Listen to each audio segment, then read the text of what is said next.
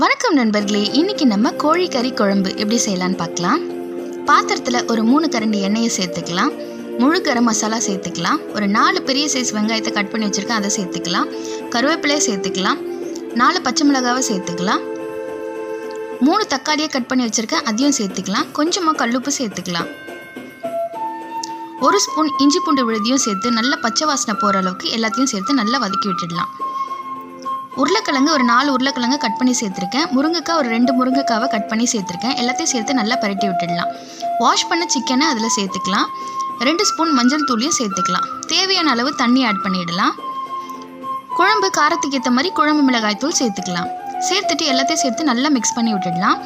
2 spoon chicken மசாலாவையும் சேர்த்து நல்லா mix பண்ணி விட்டுடலாம். ஃபைனலாக கொத்தமல்லியை அப்படியே தூவி விட்டுடலாம். குழம்பு நல்லா திக்காக கொதிச்சு வரட்டும். சிக்கனும் நல்லா வெந்திருக்கணும், காய்கறியும் நல்லா வெந்திருக்கணும்.